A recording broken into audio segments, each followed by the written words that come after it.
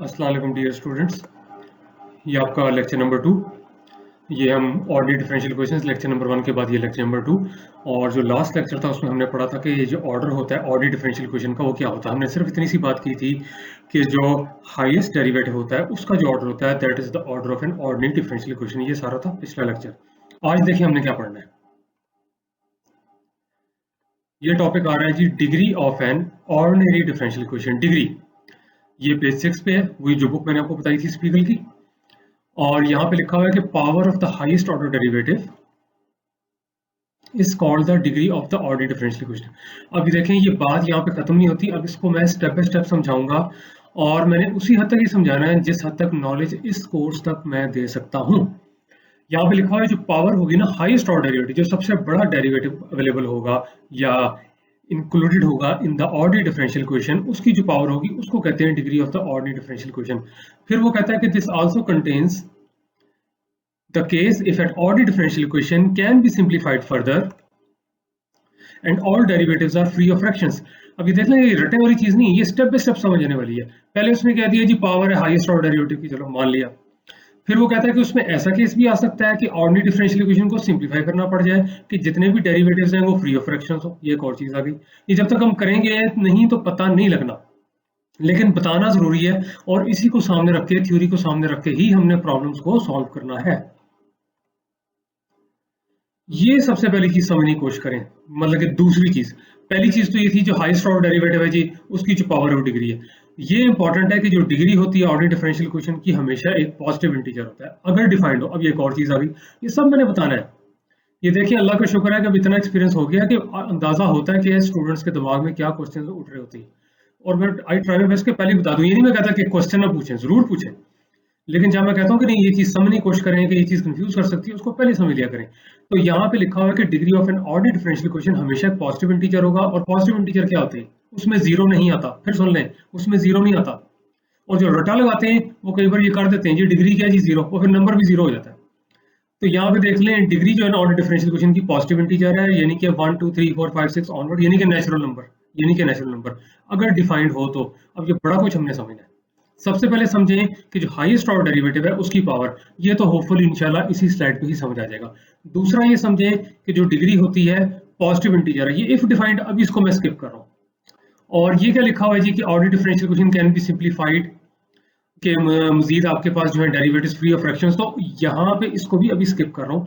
चलें थोड़ा थोड़ा शुरू करते हैं। ये नीचे एग्जांपल्स आने लगी हैं। ये वही क्वेश्चन है जिससे लैक हमने पिछले लेक्चर में भी की थी। यहाँ पे डबल डेरिवेटिव है, यहाँ पे फर्स्ट डेरिवेटिव है, और यहाँ पे देख लें ये वही है d square y by d x square, ये d y by d x है। अब वो कहता है इसकी डिग्री 1 है। क्यों? यहाँ पे कहता है कि power of the highest derivative, यही है ना हाईएस्ट डेरिवेटिव। हाईएस्ट डेरिवेटिव क्या है इसकी पावर, यानी कि डबल डेरिवेटिव की पावर क्या है 1, तो डिग्री होगी 1। अब इसको यहाँ कंपेयर कर लें। ये मैं कैसे कह सकता हूँ अगर ये समझ नहीं आ रहा, नहीं समझ आ रहा, यहाँ पे देखिए वो कहता है power of the highest order derivative. देखिए इसमें हाईएस्ट ऑर्डर डेरिवेटिव कौन सा है, ये वाला, ये तो 1 है फर्स्ट ऑर्डर का, ये सेकंड ऑर्डर, ये है हाईएस्ट ऑर्डर डेरिवेटिव। इसकी पावर देख लें, तो पावर इसकी जो बनती है आपके पास ये 1 बनती है। ठीक हो गया जी। तो इसका मतलब है कि इसकी डिग्री बनती है 1। अब इसको भी देख लें, वो कहता है degree of an ordinary differential equation always a positive integer. अब आप खुद देखें, जो जीरो लिखेगा वो रटा नहीं है। और भाई अगर इसकी पावर जीरो होती है तो समथिंग पावर जीरो वो तो 1 हो जाता है। फाइनाइट पावर जीरो 1 होती है, आपको पता ही है। एक्स पावर जीरो, एक्स अगर आपके पास फाइनाइट नंबर है तो एक्स पावर जीरो 1 होती है। आप कहेंगे जी ये कैसे, यकीन करें ये भी स्टूडेंट्स को नहीं पता होता, यूनिवर्सिटी लेवल तक नहीं पता होता। मैं ये बेइज्जती नहीं कर रहा किसी की, आई एम नॉट इंसल्टिंग। वो क्योंकि शुरू से रटवा दिया जाता है, बताया नहीं जाता, तो आखिर तक नहीं पता लगता, वो बताता ही नहीं। आखिर में ताना पड़ जाता है कि आप यूनिवर्सिटी स्टूडेंट है, पता होना चाहिए। शुरू में याद करवा दिया जाता है, पूछा तो कहते हैं एग्जाम में नहीं आना। आई एम सॉरी, ये हो सकता है कुछ टीचर्स को अच्छी ना लग रही है बात, लेकिन सच बोलना मेरी आदत है। जैसे कहते हैं ना x power zero equal to 1, तो जीरो को आप लिख सकते हैं 1 - 1। ये मैं प्रूफ कर रहा हूँ कि 1 क्यों होता है। एक्स पावर जीरो को लिख सकते हैं एक्स पावर 1 - 1, इसको लिख सकते हैं x times x into rest power -1, और इसको लिख सकते हैं एक्स ओवर एक्स, क्योंकि एक्स पावर -1 को डिनोमिनेटर ले जाए। एक्स ओवर एक्स क्या होता है 1, ये मैंने बोल दिया है। अगर आपको नहीं पता लगा दोबारा सुन लें। तो एनीवे मैं ये कह रहा था कि ये जो एग्जाम में खैर से लिखते हैं कि जी डिग्री 0 है, तो भाई अगर इसकी पावर 0 है वो तो हो जाएगा 1, तो डेरिवेटिव गायब हो गया। आपने तो सबसे पहले डेरिवेटिव की पावर देखनी है। तो उम्मीद है कि अब ये पता लग गया होगा कि जो पावर होती है हाईएस्ट डेरिवेटिव की वो डिग्री होती है और वो हमेशा एक पॉजिटिव इंटीजर होगा, जीरो उसमें नहीं आता। एक चीज। आइए अब बाकी चीजें भी समझने की कोशिश करते हैं। ये क्यों कह रहे हैं जी कि कई बार हमें सिंप्लीफाई करना पड़ जाता है कि सारे डेरिवेटिव्स फ्री ऑफ फ्रैक्शंस हों। इफ डिफाइंड का क्या मतलब है, आगे जाके देखते हैं। ये लें जी, इसके बारे में क्या ख्याल है? ये देखें, वही क्वेश्चंस मैं ले रहा हूँ जो लास्ट लेक्चर में थी, इसलिए मैं बार-बार कहता हूँ क्लास में भी, यहाँ पे भी। पिछला लेक्चर क्लियर नहीं है तो इसको फॉलो करना मुश्किल होगा, और अगर पिछला लेक्चर क्लियर है, अभी आपके लिए हलवा बन जाएगा, मीठा-मीठा। तो यहाँ पे देख लें, अब इसकी वो डिग्री पूछ रहा है, ऑर्डर नहीं, ऑर्डर तो 4 था, और सबसे बड़ा ऑर्डर भी यही है। ये सेकंड ऑर्डर है, ये फर्स्ट ऑर्डर है। सबसे बड़े ऑर्डर की पावर 2, तो डिग्री है इसकी 2। नहीं पता लगा? अच्छे देख लो, हेलो, लो, उसने तो खुद ही पूछ लिया है। वो कहता है because power of the highest derivative is 2। कौन सा है जी हाईएस्ट डेरिवेटिव? ये लीजिए, power of the highest derivative, ये फोर्थ ऑर्डर डेरिवेटिव वाली टर्म जो है, ये हाईएस्ट डेरिवेटिव है, इसकी पावर 2 है, तो डिग्री होगी 2।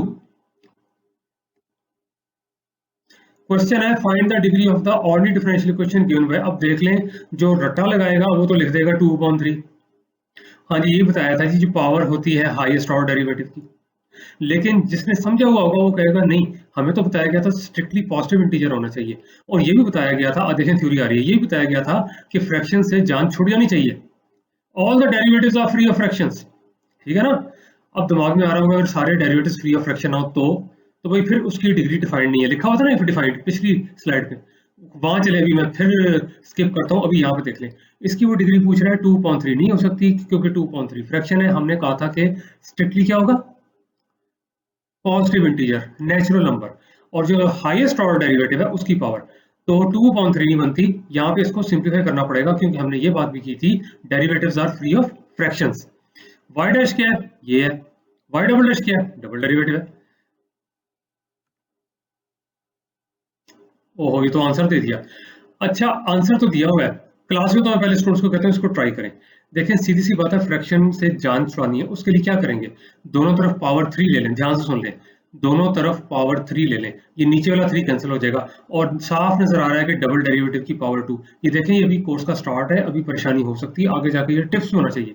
तो पूछे जी इसकी डिग्री क्या है? आप देखें, फ्रैक्शन है, फ्रैक्शन खत्म कर देते हैं। कैसे खत्म करेंगे?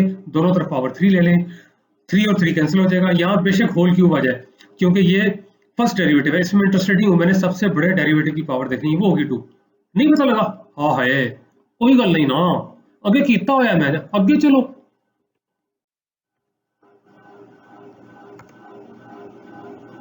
ले जी खुश, अब तो खुश। ये ले जी, वही क्वेश्चन है, इसके दोनों तरफ क्यूब ले लें, पावर 3 ले लें, इसका क्यूब लेंगे, यहाँ पे आ गया, इसका लेंगे, यहाँ पे आ गया, ये वाला 3, ये वाला 3 कैंसल, समझ गए ना?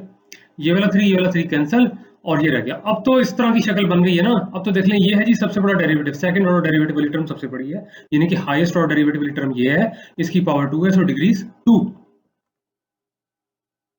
Therefore the degree of the given ordinary differential equation is 2।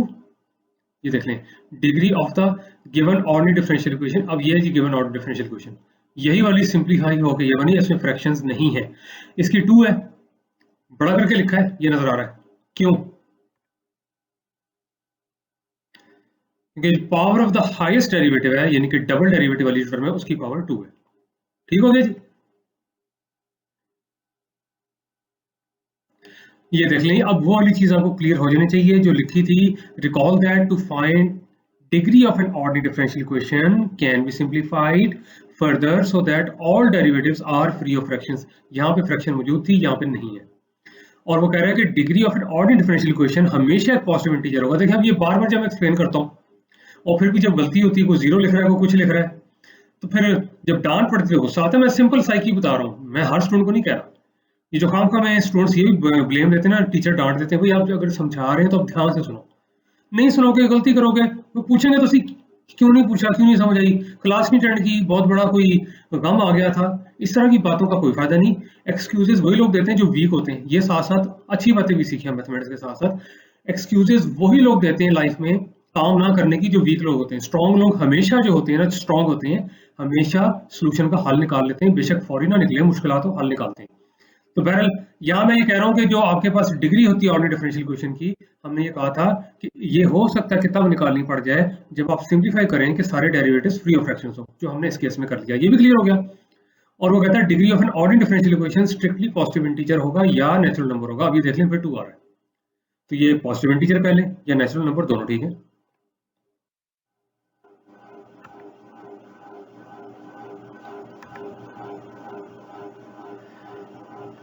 ये देखिए वो कहता है degree of an every ordinary differential equation is not defined. अब यही किताब में लिखा हुआ है, लेकिन मैं ये बता दूं किताब में डिटेल नहीं दी हुई। और ये देखें टीचर्स का एहसान नहीं होता, टीचर्स की जिम्मेदारी है। डिटेल नहीं दी तो ये सिर्फ स्टूडेंट्स को ये ना कहते हैं ये डिटेल नहीं दी हुई, डिटेल दें, फिर किसी और किताब से पढ़ के दे दें। लेकिन जब डिटेल दी जा रही है तो स्टूडेंट्स भी अब इसको समझ लें। वो कहता है degree of every ordinary differential equation is not defined. और जैसा मैंने पहले कहा था, मैं इस कोर्स में उतना ही बताऊंगा जिस हद तक इस कोर्स का लेवल है नॉलेज का, ठीक है। अब यहाँ से एग्जाम्पल देखते हैं। हम एग्जाम्पल से स्टार्ट करते हैं कि कौन सी डिफरेंशियल इक्वेशन है जिनकी डिग्री डिफाइंड है ही नहीं। Degree of the following ordinary differential equation is not defined, ये हो गया। अब हमने क्या डिफाइन किया था डिग्री को? हमने डिफाइन किया था जो सबसे बड़ा जो डेरिवेटिव होगा उसकी पावर। अब कहेंगे ये तो 1 लग रही है, लेकिन यहाँ ध्यान से देखें, यहाँ log of y double dash भी आ रहा है। इधर भी आप कहेंगे नहीं जी जो बड़ा डेरिवेटिव है तो फर्स्ट ऑर्डर का 1 है, लेकिन यहाँ पे sin dy by dx आ रहा है। अब इसकी डिग्री क्यों नहीं है, इसकी क्यों नहीं है? ये नीचे लिखा हुआ है, यहाँ से पढ़ते हैं। वो कहता है in both ordinary differential equations this one and this one highest derivatives appearing as an argument of logarithm. ये वर्ड तंग करते हैं, ये आर्गुमेंट क्या होता है? आर्गुमेंट वो चीज होती है जिसके ऊपर लॉग अप्लाई हो रहा होता है, तो उसको कहते हैं आर्गुमेंट ऑफ लॉग। आर्गुमेंट वो चीज होती है जिसपे साइन अप्लाई हो रहा होता है, तो उसको कहते हैं आर्गुमेंट ऑफ साइन या argument of a trigonometric function. बड़े सिंपल वर्ड में बता दिया मैंने। वो कहता है both ordinary differential equation highest derivatives appearing as an argument of logarithm and trigonometric. Sine इसलिए लिखा हो कि इस केस में साइन फंक्शन है, बाकी भी आते हैं, टेंजेंट हो जाए, कोटेंजेंट हो जाए, कोसाइन, सारे आ जाएंगे। तो अब यहाँ पे कहता है कि वो डिफरेंशियल इक्वेशंस में हाईएस्ट डेरिवेटिव जो है अपीयर हो रहा है as an argument of log. Argument of log जिसपे कि लॉग अप्लाई हो रहा है, जिसपे कि लॉगरिथम अप्लाई हो रहा है। और इसके अलावा वो कह रहा है कि आर्गुमेंट ऑफ ट्रिग्नोमेट्रिक फंक्शन जिसपे कि साइन अप्लाई हो रहा है या ट्रिग्नोमेट्रिक फंक्शन अप्लाई हो रहा है, तो आर्गुमेंट ऑफ ट्रिग्नोमेट्रिक फंक्शन। आगे वो कह रहा है degree of such ordinary differential equations is not defined, जिसमें, अब ध्यान से पढ़िएगा इसको ना, थ्योरी इज वेरी इंपॉर्टेंट, जिसमें dependent variable or it's derivatives, ये जरूरी नहीं कि सबसे बड़ा डेरिवेटिव, अगर इसमें फर्स्ट डेरिवेटिव होता है और यहाँ पे log ऑफ y डैश लिखा होता तब भी था, अगर यहाँ पे log ऑफ y होता तब भी बात बन जानी थी कि उसकी डिग्री नहीं है, ठीक है ना। तो यहाँ पे देख लें कि degree of such ordinary differential equations is not defined in which the dependent variable or its derivative appear as arguments of logarithmic or trigonometric functions. अब देखें ना, जिनका नॉलेज ज्यादा है वो कह रहे होंगे जी what about the hyperbolic functions. ठीक है, वो भी हो सकते हैं। यहाँ पे अगर साइन हाइपरबोलिक लिखा होता तब भी डिग्री नहीं होनी थी। अब मैं क्यों नहीं बता रहा, वो इसलिए कि कई बार इस स्टेज तक लोगों ने हाइपरबोलिक फंक्शंस नहीं पढ़े होते, इसलिए मैं बता रहा। लेकिन एक चीज आपको नजर आ रही है कि जो आपके पास डेरिवेटिव्स हैं, या ये कहना चाहिए कि जो आपके पास डिपेंडेंट वेरिएबल है उसके डेरिवेटिव जो सा मर्जी हो, पहला डेरिवेटिव, दूसरा, तीसरा, चौथा, तुरी जाओ, या वो खुद उस पर कोई चीज अप्लाई हो रही हो, लॉग अप्लाई हो रहा हो, साइन को साइन अप्लाई हो रहे हो, हाइपरबोलिक फंक्शन अप्लाई हो रहे हो, ऐसी डिफरेंशियल इक्वेशंस की डिग्री डिफाइंड नहीं है। Degree of such ODEs is not defined in which ODEs is not defined in which dependent variable or its derivatives appear as arguments of the logarithm or trigonometric functions. Why it's appearing as the argument of the logarithm? यहाँ पे देख लें। How can we say that appearing as the argument of the trigonometric function? यहाँ पे देख लें। तो ये अब आपको पता लग गया होगा। अब देख लें, मैंने बुक का पेज नहीं दिया क्योंकि बुक में नहीं डिटेल दी हुई, ठीक है जी, बुक में डिटेल नहीं दी हुई।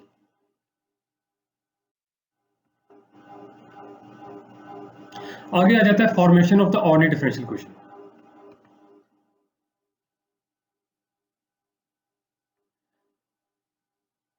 अब पहले मैं जरा अपना एक गम शेयर कर लूं यहाँ पे।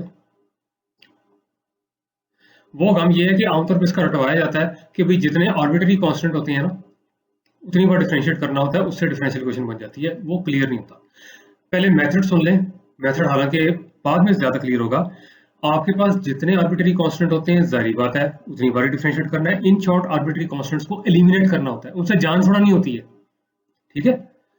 तो आर्बिट्री कांस्टेंट क्या होता है? यहाँ पे कैपिटल ए, कैपिटल बी, ये आर्बिट्री कांस्टेंट्स है। A and B are arbitrary constants. इसका मतलब होता है जिनकी कोई फिक्स वैल्यू नहीं होती, they have no fix value, ठीक है। 2 इज नॉट आर्बिट्री कांस्टेंट, वो तो फिक्स वैल्यू हो जाएगी, 2 है। तो यहाँ पे देख लें, ये arbitrary constant which is capital A, ये arbitrary constant which is capital B. A और बी आर्बिट्री कांस्टेंट्स हैं which means they have no fix value. अब मेथड तो मैंने आपको बता दिया, लेकिन देखें अभी हम यही कर रहे हैं जैसे स्लाइड में लिखा है कि मैं मेथड नहीं बता। लेकिन फिलहाल मैंने ये बताया है कि इनको 2 बार डिफरेंशिएट करना है, क्योंकि आपने क्या बनाना है, ऑर्डिनरी डिफरेंशियल क्वेश्चन। अब आपको इतना तो पता है ना कि ऑर्डिनरी डिफरेंशियल क्वेश्चन आपने बनानी है तो वो वाली क्वेश्चन होती है जिसमें डेरिवेटिव्स होती है, ठीक है ना। और ये जो आपके पास डिपेंडेंट वेरिएबल होता है, function of one independent variable होता है, वो भी है। तो इसमें कहीं आपको नजर आ रही है डेरिवेटिव्स? नहीं ना। तो फिर डिफरेंशिएट करेंगे तो बनेगी ना, आगे ना लॉजिक, डिफरेंशिएट करेंगे तो बनेगी। अब ये कि 2 बार क्यों करना है भाई, ए और बी को एलिमिनेट करना है। तो आमतौर पे यही होता है ना कि ये 2 बार आप करेंगे तो इतने सिचुएशन इजीली हो जाएगी कि आप उनको एलिमिनेट कर सकेंगे। अब मैं पहले बोल रहा हूँ, लेकिन चलिए अब ऐसा करें, इसको डिफरेंशिएट करें। डिफरेंशिएट करना तो आता है ना कैलकुलस के कोर्स से। इसको 2 बार डिफरेंशिएट करें, जितने आर्बिट्री कांस्टेंट है उतनी बार करें, 2 बार करें। अब आपको देखें करके पता लगेगा कि 2 बार क्यों कर रहे हैं, बजाय कि रट्टा भरे ना, करके पता लग जाएगा 2 बार क्यों किया। करें जी, डिफरेंशिएट करना है आपने, इसको एक्स के लिहाज से करना है। ये ले जी, ये आ गया। यहाँ पे आ जाएगा dy बाई dx, और यहाँ पर आपके पास देख लें साइन का डेरिवेटिव होता है cos, और ये 2 है ये बाहर आ जाता है। ये सारे कैलकुलस 1 के फॉर्मूले। cos का डेरिवेटिव माइनस साइन के लिहाज से आता है। अब ये जो 2 है ये भी बाहर आ जाएगा, ये बन गया minus 2b sign of 2x। अब इसको एक बार और करें डिफरेंशिएट। ये लें जी, ये y डबल डैश हो गया, ऐसे लिखना है, ऐसे लिख लें, यानी इसी चीज का एक मर्तबा और derivative with respect to x, ऐसे लिखना है, ऐसे लिख लें, d square y by d x square. अब cos का डेरिवेटिव माइनस साइन, ये माइनस बाहर आ गया, ये 2 उड़ के फिर जब बाहर आएगा 2 2 ज़र 4, उसके बाद साइन का हो जाएगा cos, ये 2 फिर इस 2 से हिट करेगा, आ जाएगा आपके पास 4। अब एक चीज जरा ध्यान से देख लें, हमने तो आर्बिट्री कांस्टेंट्स को एलिमिनेट करना था, और मैंने ये कहा था कि जितने कांस्टेंट्स हैं उतनी बार डिफरेंशिएट करें, 2 बार हो गया ना। अब एलिमिनेट करना है इन आर्बिट्री कांस्टेंट्स को, जान छुड़ानी है, बहुत सिंपल है, मुश्किल नहीं है। -4 कॉमन लें, देखें जरा। अब आप कहेंगे कैसे पता लगेगा, देखें ये आप प्रैक्टिस करेंगे तो पता लग जाएगा, मैथमेटिक्स प्रैक्टिस आता है, लेकिन पहले थ्योरी समझनी जरूरी है। -4 कॉमन लें तो क्या आ जाएगा, ध्यान से सुने, a sin 2x plus b cos 2x, तो ये आ जाएगा राइट हैंड साइड सिर्फ -4y बनती है, तो डिफरेंशियल क्वेश्चन आ जाएगी d square y by d x square is equal to -4y। ये बन गई आपके पास ऑर्डिनरी डिफरेंशियल क्वेश्चन। नहीं समझ आई, अगली स्लाइड पे किया हुआ है, ये ले लीजिए, ये देख ले, मैंने कहा था -4 कॉमन निकालें, ये जो अंदर वाली चीज है ये एग्जैक्टली y के बराबर है जो आपको दी हुई थी। तो ये देख लें, इसको रिप्लेस करें y से, ये बन गई आपके पास ऑर्डिनरी डिफरेंशियल क्वेश्चन। इसमें अब कोई आर्बिट्री कांस्टेंट नहीं है, -4 आर्बिट्री कांस्टेंट नहीं है, -4 is not an arbitrary constant, ठीक है, इसमें अब कोई आर्बिट्री कांस्टेंट नहीं है। ये लिखा हुआ है where force obtained after using one which is this. अब इस प्लेटफॉर्म से मैं उन स्टूडेंट्स को एक रिक्वेस्ट करना चाहता हूँ, देखें इसको बुरा ना बनाइएगा, जो स्टूडेंट्स बिला वजह कंफ्यूजन पैदा करने के लिए क्लास में क्वेश्चन करते हैं। अब एक स्टूडेंट ने यहाँ क्वेश्चन किया, सर देखें y की वैल्यू वापस डालें, तो यहाँ तो मुझे अभी भी 2 आर्बिट्री कांस्टेंट नजर आ रही है, देखें तो 2 आर्बिट्री कांस्टेंट, आप कहते हैं कि नहीं है। एक चीज मैं क्लियर कर दूं, यही मैं कहता हूँ स्टेप बाय स्टेप चीजें क्लियर होती है। पहले इसको देखें, क्या इसमें कोई आर्बिट्री कांस्टेंट है? नो, कंफ्यूजन वहीं खत्म हो जानी चाहिए। अगर लगता है कि y की वैल्यू में आ रहा है, तो ये मैं बताऊं y जो है ना डिफरेंशियल क्वेश्चन या इस ऑर्डिनरी डिफरेंशियल क्वेश्चन का सॉल्यूशन है, y की वो वैल्यू जिसको सेटिस्फाई करे। सॉल्यूशन के अंदर आर्बिट्री कांस्टेंट होते हैं, ऑर्डिनरी डिफरेंशियल क्वेश्चन में नहीं होते। ये जितने तजर्बे मुझे क्लास में हुए ना उनके बेस पे मैं ये जवाब दे रहा हूँ यहाँ पे, ठीक है जी। तो कुछ लोगों के इंटरेस्ट का हो सकता है ना हो, इसलिए मेरा ये वीडियो भी लंबी हो जाती है, लेकिन मैं यही रिक्वेस्ट करूंगा कि मेरी वीडियो से आपको फायदा ही होगा, नुकसान नहीं होगा, कॉन्सेप्ट आपके क्लियर ही होंगे। अगर एक बार में आपको जरा थोड़ी बोरिंग भी लगती है तो 2 स्टेप्स में सुन लिया करें, लेकिन सुना जरूर करें, एक एक चीज क्लियर किया करें, वो आप लोगों के लिए ही मैं बोल रहा होता हूँ। तो ये लें जी, ये था आपके पास y की वैल्यू, और ये अब ये सोल्यूशन क्या है, देखें जब जैसे आपके पास वो होता है quadratic formula ax square plus bx plus c is equal to 0, उसकी कोई सोल्यूशन होती है कि नहीं होती? वो जो रटवा देते हैं x equal to -b plus minus under root b square minus 4ac/2 है, वो x की वैल्यू होती है जो क्वाड्रेटिक इक्वेशन को सेटिस्फाई कर रही होती है। तो ये वाली y की वैल्यू है जो इस ऑर्डिनरी डिफरेंशियल इक्वेशन को सेटिस्फाई कर रही है। उम्मीद है क्लियर हो गया होगा। तो ये सोल्यूशन है, सोल्यूशन में आर्बिट्री कांस्टेंट्स होते हैं, लेकिन जो ऑर्डिनरी डिफरेंशियल इक्वेशन होती है उसके अंदर नहीं होते। आगे जाके बहुत क्लियर हो जाएगा, अभी तो स्टार्ट है। अब ये देखें, वो कहता है we obtained 4 which is this one from 1 which is this one by eliminating constants a and b। हो गया ना, मैंने ये कहा था कि जितने आपके पास कांस्टेंट्स होते हैं उतनी बार डिफरेंशिएट करना होता है, देखें 2 बार किया है, 2 ही आपके पास कांस्टेंट्स है। फिर मैंने कहा था इनको एलिमिनेट करना होता है, वो भी यहाँ पे बोल दिया गया। अब तो उम्मीद है क्लियर हो गया होगा, यही मेथड है किस चीज का, ऑर्डिनरी डिफरेंशियल क्वेश्चंस बनाने का। अब वो कहता है 4 as a second order ordinary differential equation, 4 आपके पास second order ordinary differential equation है और 1 जो है इसका सॉल्यूशन है, 4 का सॉल्यूशन है। क्योंकि वो उसको सेटिस्फाई कर रहा है, रीजन यही है कि इसी को तो आपने 2 बार डिफरेंशिएट किया था तो ये बनी थी, तो उसको y की वैल्यू सेटिस्फाई कर रही है। ये मैंने पहले भी एक्सप्लेन किया है, यहाँ भी किया और यहाँ पे देख लें, यहाँ पे लिखा भी हुआ है। तो देख लें एक चीज इतनी बार रिपीट होती है कि मुझे उम्मीद है कि जो ध्यान से सुनेंगे उनको समझने में कोई मसला नहीं होना चाहिए। एक बार नहीं पता लगता, दोबारा सुन लिया करें।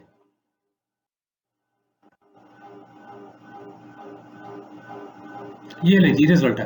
वो कहता है एक रिलेशन है जो कि डिपेंडेंट वेरिएबल और इंडिपेंडेंट वेरिएबल के दरमियान है, यानी कि इक्वेशन दी हुई है y is the function of x, कोई रिलेशन है जिसमें कि n आर्बिट्ररी कांस्टेंट्स इन्वॉल्व हैं, जो अभी आपने किया जिसमें दो थे, n कैपिटल N2 के बराबर था a और b, उसको डिफरेंशिएट किया जा सकता है so as to obtain an ordinary differential equation of order n।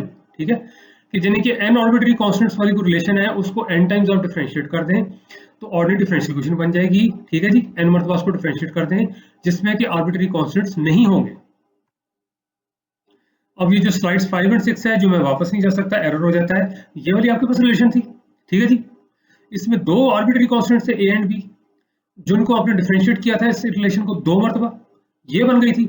और ये है आपके पास second order ordinary differential equation with no arbitrary constants, ये लिखा है not arbitrary constants are not present, यहाँ भी लिखा हुआ है, इसमें कोई नहीं है। फिर उसने कहा था अगर n आर्बिट्ररी कांस्टेंट्स हैं तो आपके पास जो ऑर्डिनरी डिफरेंशियल इक्वेशन होगी ऑर्डर n की होगी। तो यहाँ पे दो आर्बिट्ररी कांस्टेंट्स थे, तो यहाँ पे जो आपके पास ऑर्डिनरी डिफरेंशियल इक्वेशन बनी है ऑर्डर 2 की है। बात बन गई।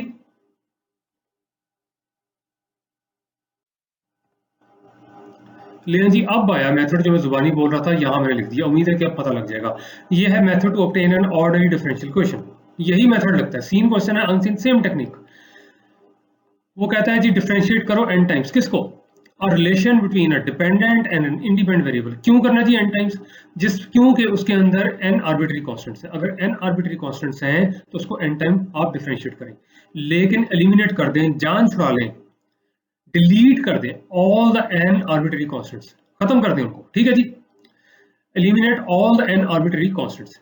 ठीक है, तो मतलब है कि आपने एक रिलेशन दी हुई है जो कि डिपेंडेंट इंडिपेंडेंट वेरिएबल के दरमियान है और उसमें n आर्बिट्ररी कांस्टेंट्स मौजूद है आपके पास, उसको डिफरेंशिएट कर दें n टाइम्स, और जब आप डिफरेंशिएट कर देंगे ना उसको n टाइम्स, तो इस तरह से आपने करना है। उसके बाद आपने एलिमिनेट करना है all the n arbitrary constants, और आर्बिट्ररी कांस्टेंट्स से क्या मुराद है, एलिमिनेट कर दें और मजीद को आर्बिट्ररी कांस्टेंट्स में नहीं है। ठीक है, तो आर्बिट्ररी कांस्टेंट से मुराद क्या है, we mean those constants having no specific या फिक्स वैल्यू। ठीक हो गया, ये पेज 15 पे रूल लिखा हुआ है आपकी बुक का।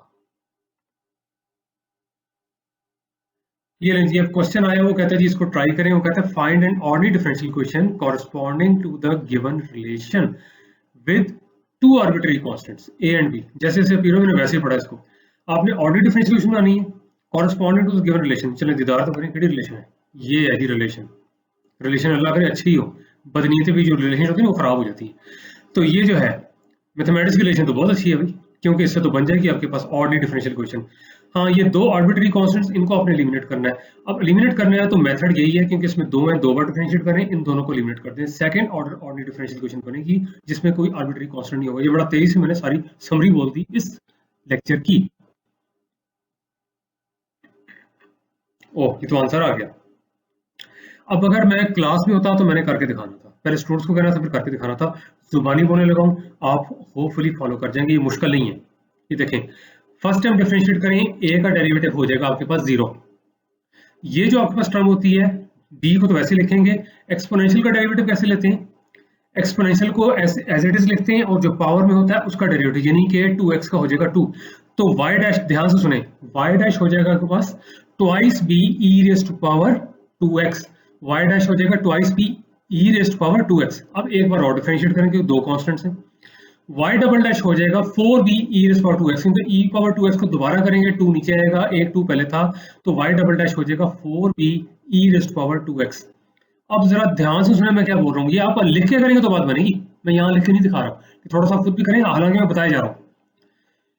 y डबल डैश आ गया 4 times b e raise to power 2x, 2 common निकालें, 2 कॉमन निकालेंगे तो ब्रैकेट में आ जाएगा 2 times b e raise to power 2x, 2 times b e raise to power 2x को y डैश से रिप्लेस कर दें, क्योंकि y डैश था twice b e raise to power 2x, तो आपके पास आ जाएगा y double dash is equal to 2y dash, y double dash is equal to 2y dash, यानी कि y double dash -2y dash is equal to 0। ये लें जी, ये मैंने कर भी दिया है ताकि आपके ऊपर किसी तरह का बोझ पड़े ही ना और आपको मेथड समझ आ जाए। बाकी प्रैक्टिस क्वेश्चन आपको कई मिल सकते हैं, मैं भी आपको दूंगा, कर लीजिएगा।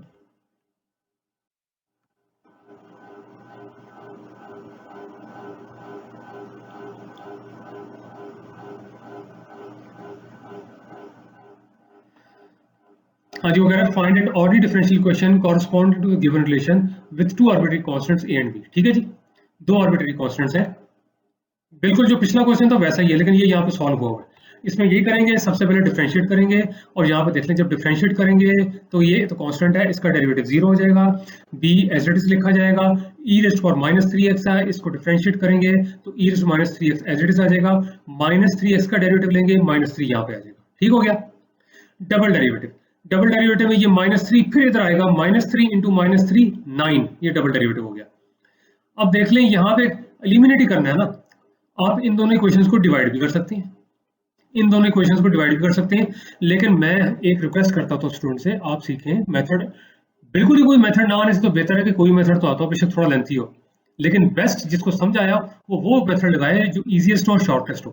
इजीएस्ट हो और शॉर्टेस्ट। यहाँ से -3 कॉमन निकालें, जुबानी देखें, यहाँ से -3 कॉमन निकालें तो जो अंदर वाली चीज है वो यही बनती है, अंदर वाली चीज यही बनती है, उसको वाई डैश से रिप्लेस करेंगे, बात बन जाएगी। ये देखें, ये चीज एज इट इज लिखी हुई है, -3 कॉमन निकाला हुआ है, अंदर आपके पास आ जाता है -3b e⁻³ -3 इंटू -3 ये 9 बन जाता है, और ये वाली जो चीज है ये वाई डैश के बराबर है। अच्छा, अब देखें, यहाँ मैं स्टूडेंट से पूछता हूँ, बेशक यूनिवर्सिटी लेवल है, भाई ये माइनस इंटू माइनस आपके पास प्लस क्यों होता है, ये क्यों है ना यहाँ पे, तो आमतौर पर जवाब नहीं आता। 7th क्लास से 6th क्लास से जी रटा लगाया हुआ। यकीन करें शायद ये कुछ लोगों को अच्छी ना लगे बात, मैं तो इंटरव्यू में पूछता होता हूँ, पीएचडी टीचरों से ही पूछता होता हूँ कि कोई स्टूडेंट आपको पूछेगा जी कि माइनस इंटू माइनस प्लस क्यों होता है, क्या आप बताएंगे, वो आगे से कहते हैं पहले पता होना चाहिए। तो भाई पहले पता होना चाहिए, फिर आप क्या करने आए हो। अब देखें, इसकी कई लॉजिक्स हैं, मैं जरा बताने लगा हूँ। मैं इसलिए बता रहा हूँ कि लोग मैथ्स का मजाक बड़ा उड़ाते हैं कि जी माइनस को माइनस से मल्टीप्लाई करें तो जी है प्लस हो जाता है, माइनस को माइनस में ऐड करें तो माइनस ही रहता है, क्यों होता है जी ऐसे, और रटा लगाया हुआ है, इसकी लॉजिक है, बिल्कुल है। ध्यान से सुने, मैं ये लिख के नहीं बता रहा। देखें, दो एक जैसे नंबरों को डिवाइड करें, क्या आंसर आता है, एक जैसे नंबर x ओवर x क्या आएगा, 1 आएगा ना, इसमें तो किसी को डाउट नहीं है। x upon x is equal to 1 as long as x is non zero. x non zero real number है, x ओवर x मैं कहता हूँ जी कि 1। अब आप कहेंगे जी रियल नंबर क्या है, बहर रियल नंबर होता है जिसका स्केयर या 0 होता है या पॉजिटिव इंटीजर होता है, मैं ये बता रहा हूँ यहाँ पे। लेकिन चलें, दो एक जैसे नंबर्स हैं, x अपॉन x 1 के बराबर है। अब x पॉजिटिव भी हो सकता है, x नेगेटिव भी हो सकता है। अगर x पॉजिटिव है, सपोज करें 2, तो 2 ओवर 2 1। x नेगेटिव भी तो हो सकता है, तो -2 ओवर -2 वो भी 1। तो हो नहीं क्या negative negative plus, -2 over -2 equal to 1। आप कहेंगे ये तो जी नेगेटिव को नेगेटिव पे डिवाइड कर रहे हैं, और भाई -2 ओवर -2 जब 1 है तो यही मतलब है ना कि -2 को मैं मल्टीप्लाई कर रहा हूँ -1/2 से, तो माइनस माइनस हो तो गया प्लस। इतनी लॉजिक तो आनी चाहिए ना। और आप खुद बताएं, आपके दुश्मन का दुश्मन आपका क्या लगा, दोस्त लगा ना। आपके दुश्मन का दुश्मन जब दोस्त हुआ तो माइनस माइनस प्लस हो गया ना। Enemy of your enemy is your friend. टेंटेन। चले, अब तो हो जाएगा प्रूफ, अब तो ये मेरी बात याद रहेगी जिस तरीके से मैंने कही, ये बातें जरा ज्यादा दिमाग में रह जाती हैं। एनीवे, ये बन गई जी आपके पास ऑर्डिनरी डिफरेंशियल इक्वेशन। ये वाली टर्म ये लिखी हुई है, ये वाली टर्म ये लिखी हुई है, और इस टर्म को उठा के लेफ्ट हैंड साइड पे ले जाएं तो ये बन जाती है। ठीक है जी, यहाँ पे नेगेटिव थी, उस तरफ चला जाएगा तो हो जाएगा जी प्लस। ठीक हो गया जी। ये है जी ऑर्डिनरी डिफरेंशियल इक्वेशन। इसमें कोई आर्बिट्री कांस्टेंट नहीं है, 3 आर्बिट्री कांस्टेंट नहीं है। ठीक है, ऐसे लिखना है तो ऐसे लिख लें। ये डबल डेरिवेटिव आपके पास, विच इज दिस वन, ये फर्स्ट डेरिवेटिव, ये हो गया। ये है जी रिक्वायर्ड ऑर्डिनरी डिफरेंशियल इक्वेशन। उम्मीद है कि अब ये मेथड समझ आ गया होगा। ये लीजिए, कोई क्वेश्चंस हैं तो जरूर पूछ लीजिएगा। अस्सलाम वालेकुम। अल्लाह पाक सबको अपनी हिफ्ज़ ज़ुबान में रखे। अल्लाह हाफिज। ये जी आपका एंड हो गया लेक्चर नंबर 2। अब इंशाल्लाह मुलाकात होगी लेक्चर नंबर 3 में।